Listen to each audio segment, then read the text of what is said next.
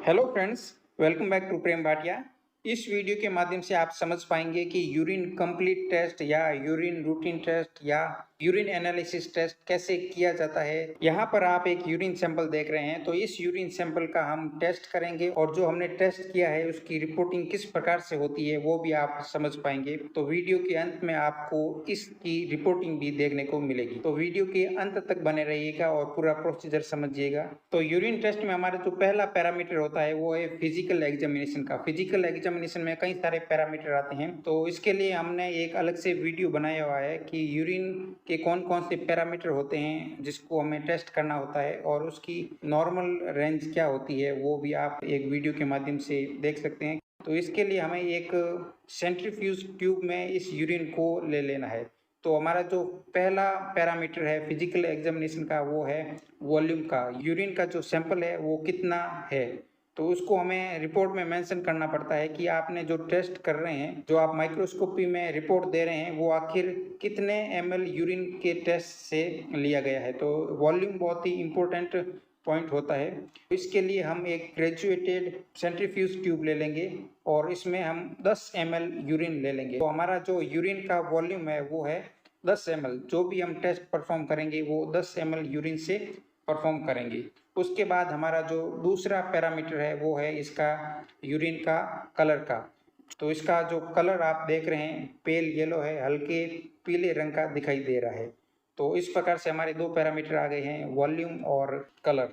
Urine का हमारा तीसरा पैरामीटर है अपीयरेंस, यानी यूरिन देखने में कैसा दिखाई देता है। तो इस प्रकार के आप यूरिन में देख रहे हैं कि इसमें किसी प्रकार का हेजीनेंस या टर्बिडिटी दिखाई नहीं देती है, तो इसको हम मेंशन करेंगे क्लियर। यूरिन का जो अपीयरेंस है वो क्लियर है। यूरिन के जो नेक्स्ट पैरामीटर है वो है यूरिन का पीएच और स्पेसिफिक ग्रेविटी। इसके अलावा यूरिन ग्लूकोज या यूरिन शुगर या यूरिन एल्बुमिन या यूरिन प्रोटीन को भी डिटेक्ट करते हैं।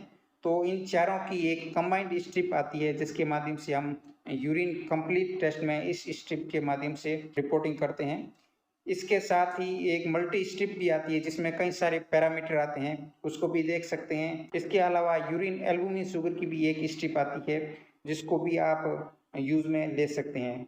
तो हमारे पास तीनों तरह की स्ट्रिप मौजूद है। तो हमें केवल 4 पैरामीटर चाहिए, urine pH, specific gravity, urine glucose और यूरिन प्रोटीन। तो इसके लिए हम ऑलरेडी एक वीडियो अपलोड कर चुके हैं कि आप स्ट्रिप के माध्यम से यूरिन टेस्ट कैसे कर सकते हैं और उसका क्या इम्पोर्टेंस है, उसका भी वीडियो आपको डिस्क्रिप्शन में मिल जाएगा। तो एक बार आप डिस्क्रिप्शन में जाके यूरिन एनालिसिस से संबंधित जो भी वीडियो है उसको ज़रूर वॉच कर लें, काफ़ी सारी जानकारी आपको मिलेगी।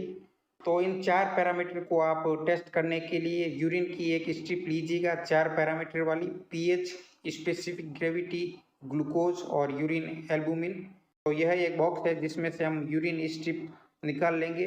इन 4 पैरामीटर को टेस्ट करने के लिए हमें यूरिन की स्ट्रिप को ले लेना है और उसको हमें केवल एक डिप यूरिन में करना है और उसके बाद इस स्ट्रिप को बाहर निकाल लेना है। जो एक्स्ट्रा यूरिन इस स्ट्रिप पे लगा हुआ है वो फिल्टर पेपर के माध्यम से टच करके जो भी एक्स्ट्रा यूरिन है वो एब्जॉर्ब हो जाएगा।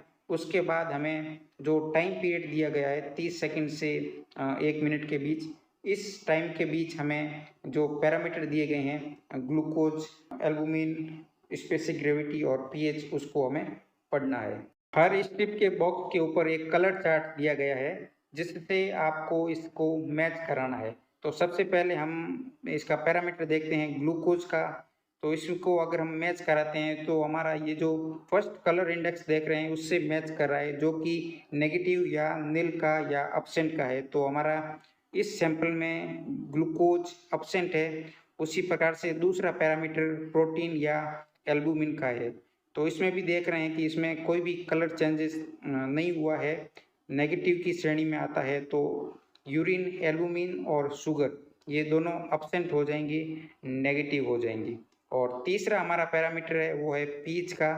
तो जैसा कि आप देख पा रहे हैं इसका जो कलर मैच हो रहा है 6 से 6.5 के बीच है, तब हम इसको 6.5 पीएच मान सकते हैं। और उसके बाद जो अंतिम पैरामीटर है वो है स्पेसिफिक ग्रेविटी का। तो स्पेसिफिक ग्रेविटी में अगर हम कलर मैच करें तो हमारा जो सबसे अंतिम ऑप्शन है कलर इंडेक्स का वो है 1.030।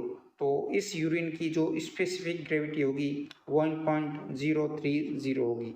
यूरिन के फिजिकल एग्जामिनेशन और केमिकल एग्जामिनेशन के बाद इसकी माइक्रोस्कोपी करनी है, तो इसके लिए हमें यूरिन को सेंट्रीफ्यूज करना पड़ेगा। तो इसके लिए हमने सेंट्रीफ्यूज ट्यूब में यूरिन को ले लिया है और इसको सेंट्रीफ्यूज में रख दिया है।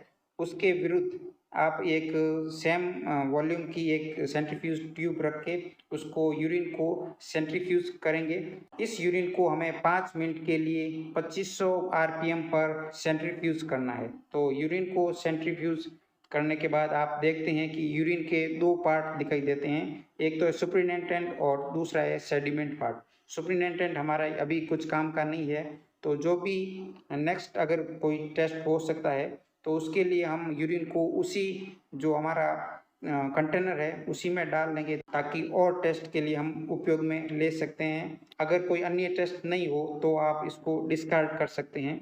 उसके बाद जो यूरिन का बहुत ही कम अमाउंट या एक ड्रॉप बचेगी जो कि हम यूरिन माइक्रोस्कोपी के लिए उपयोग में लेंगे। क्योंकि हमने इस सैंपल को सेंट्रीफ्यूज किया है तो इसके जो सेडिमेंट है वो क्लम्प के रूप में है, तो ये क्लम्प हमें एक यूनिफॉर्म स्लाइड उपलब्ध नहीं करवाएंगे।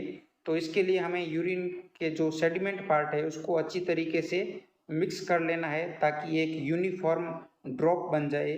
और इस ड्रॉप को हमें अच्छी तरीके से मिक्स करके ग्लास की एक क्लीन ग्रीस फ्री स्लाइड पर ले लेना है और उस पर हमें एक कवर स्लिप लगाना है।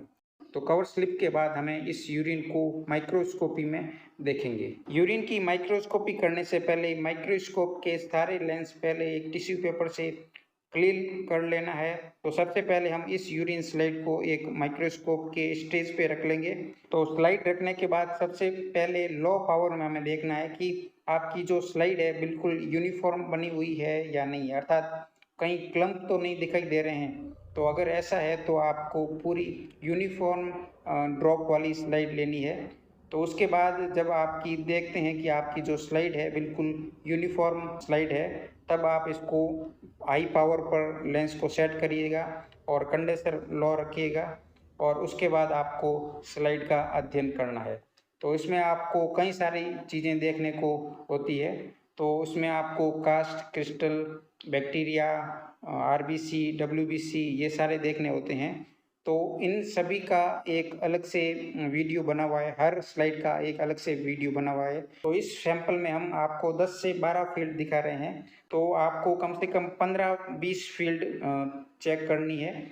और उस फील्ड में आपको कितनी आरबीसी दिखाई दे रही है, कितनी डब्ल्यूबीसी दिखाई दे रही है, कितनी एपिथेलियल सेल्स दिखाई दे रही है, उसको आपको काउंट करना है। तो आप देख रहे हैं कि किसी में एपिथेलियल सेल्स दिखाई दे रही है, किसी में नहीं दिखाई दे रही है। इसी प्रकार से पस सेल्स भी आपको कहीं पर 1, 2, 3 ऐसे दिखाई दे रही है। यदि इस पूरी स्लाइड में हम 20 फील्ड में 20 एपिथेलियल सेल्स और 20 पस सेल्स देख रहे हैं, तब इसकी रिपोर्टिंग के लिए हमें सबसे पहले यह देखना है कि आपको पर फील्ड कितनी कितनी दिखाई दे रही है। तो पस सेल्स हमें हर फील्ड में दिखाई दे रही है, जबकि एपिथेलियल सेल्स किसी किसी फील्ड में दिखाई दे रही है।